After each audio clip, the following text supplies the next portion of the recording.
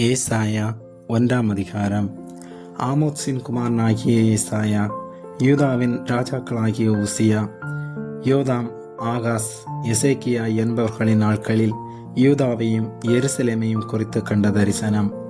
வானங்களே கேளுங்கள், பூமியே செவிகொடு. கர்த்தர் பேசுகிறார். நான் பிள்ளைகளை வளர்த்து ஆதரித்தேன், அவர்களோ எனக்கு விரோதமாய் கலகம் பண்ணினார்கள். மாடு தன் எஜமானையும் கழுதை தன் ஆண்டவனின் முன்னணையையும் அறியும். இஸ்ரவேலோ அறிவில்லாமலும் என் ஜனம் உணர்வில்லாமலும் இருக்கிறது என்றார். ஐயோ, பாவமுள்ள ஜாதியும் அக்கிரமத்தால் பாரம் சுமந்த ஜனமும் பொல்லாதவர்களின் சந்ததியும் கேடு உண்டாக்குகிற புத்திரருமாயிருக்கிறார்கள். கர்த்தரை விட்டு இஸ்ரவேலின் பரிசுத்தருக்கு கோபம் உண்டாக்கி பின்வாங்கி போனார்கள். இன்னும் நீங்கள் ஏன் அடிக்கப்பட வேண்டும்? அதிகமாய் விலகி போகிறீர்களே.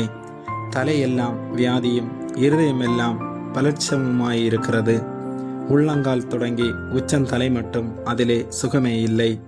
அது காயமும் வீக்கமும் நொதிக்கிற ரணமும் உள்ளது. அது சீழ்பிதுக்கப்படாமலும் கட்டப்படாமலும் எண்ணெயினால் ஆற்றப்படாமலும் இருக்கிறது. உங்கள் தேசம் பாழாயிருக்கிறது. உங்கள் பட்டணங்கள் அக்னியினால் சுட்டரிக்கப்பட்டது.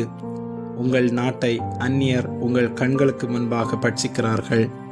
அது அந்நியரால் கவிழ்க்கப்பட்ட பால் தேசம் போல் இருக்கிறது.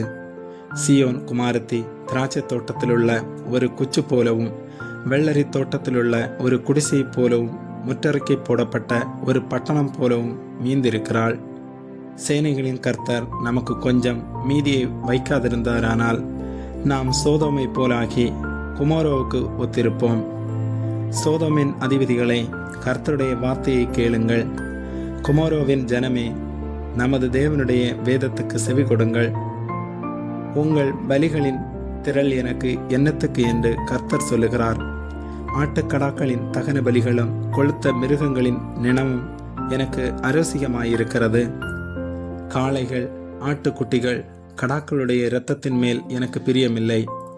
நீங்கள் என் சன்னதியில் வரும்போது என் பிரகாரங்களை இப்படி மிதிக்க வேண்டும் என்று உங்களிடத்தில் கேட்டது யார்? இனி வீண் காணிக்கைகளை கொண்டு வர வேண்டாம். தூபம் காட்டுதல் எனக்கு அருவருப்பாயிருக்கிறது. நீங்கள் அக்கிரமத்தோടെ ஆசரிக்கிற மாத பிறப்பையும் ஓய்வு நாளையும் சபை கூட்டத்தையும் நான் இனி சகிக்க மாட்டேன். உங்கள் மாத பிறப்புகளையும் உங்கள் பண்டிகைகளையும் என் ஆத்துமா வெறுக்கிறது. அவைகள் எனக்கு வருத்தமாயிருக்கிறது. அவைகளை சுமந்து இளைத்து போனேன். நீங்கள் உங்கள் கைகளை விரித்தாலும் என் கண்களை உங்களுக்கு விட்டு மறைக்கிறேன். நீங்கள் மிகுதியாய் ஜெபம் பண்ணினாலும் கேளேன். உங்கள் கைகள் இரத்தத்தினால் நிறைந்திருக்கிறது. உங்களை கழுவி சுத்திகரியுங்கள். உங்கள் கிரியைகளின் பொல்லாப்பை என் கண்களுக்கு மறைவாக அகற்றிவிட்டு தீமை செய்தலை விட்டு ஓயுங்கள். நன்மை செய்ய படியுங்கள். நியாயத்தை தேடுங்கள். ஒடுக்கப்பட்டவனை ஆதரித்து திக்கற்ற பிள்ளையின் நியாயத்தையும் விதவையின் வழக்கையும் விசாரியுங்கள். வழக்காடுவோம் வாருங்கள் என்று கர்த்தர் சொல்லுகிறார். உங்கள் பாவங்கள் சிவரென்றிருந்தாலும் உறைந்த மலையைப் போல் வெண்மையாகும்.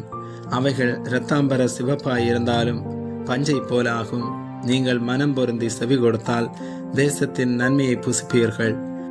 மாட்டோம் என்று எதிர்த்து நிற்பீர்களாகில் பட்டயத்துக்கு இரையாவீர்கள். கர்த்தரின் வாய் இதை சொல்லிட்டு, உண்மையுள்ள நகரம் எப்படி வேசியாய் போயிட்டு, அது நியாயத்தால் நிறைந்திருந்தது. நீதி அதில் கொடி கொண்டிருந்தது. இப்பொழுதோ அதன் குடிகள் கொலை பாதகர்.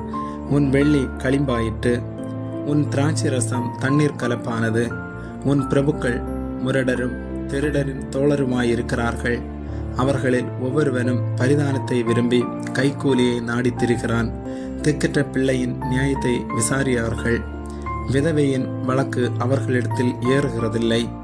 ஆகையால் சேனைகளின் கர்த்தரும் இஸ்ரவேலின் வல்லருமாகிய ஆண்டவர் சொல்லுகிறதாவது: ஓஹோ, நான் என் சத்துருக்களில் கோபம் மாறி என் பகைஞருக்கு நீதியை சரி கட்டுவேன். நான் என் கையை உன்னிடமாய் திருப்பி உன் களிம்பு நீங்க உன்னை சுத்தமாய் புடமிட்டு உன் ஈயத்தை எல்லாம் நீக்குவேன். உன் நியாயாதிபதிகளை முன்னிருந்தது போலவும் உன் ஆலோசனைக்காரரை ஆதியில் இருந்தது போலவும் திரும்ப கட்டளையிடுவேன். பின்பு நீ நீதிபுரம் என்றும் சத்திய நகரம் என்றும் பெயர் பெறுவாய். சீயோன் நியாயத்தினாலும் அதிலே திரும்பி வருகிறவர்கள் நீதியினாலும் மீட்கப்படுவார்கள். துரோகிகளும் பாவிகளுமோ ஏகமாய் நுறங்கொண்டு போவார்கள். கர்த்தரை விட்டு விலகுகிறவர்கள் நிர்மூலமாவார்கள். நீங்கள் விரும்பின கர்வாலி மரங்களின் நிமித்தம் வெட்கப்படுவீர்கள். நீங்கள் தெரிந்து கொண்ட தோப்புகளின் நிமித்தம் நாணமடைவீர்கள். இலையுதிர்ந்த கர்வாலி மரத்தைப் போலவும் தண்ணீர் இல்லாத தோப்பைப் போலவும் இருப்பீர்கள். பராக்கிரமசாலி சணற்குளமும் அவன் கிரியையை அக்கினி பொறியுமாகி இரண்டும் அவிப்பாரில்லாமல் ஏகமாய் வெந்துபோம் என்று சொல்லுகிறார். ஆமேன்.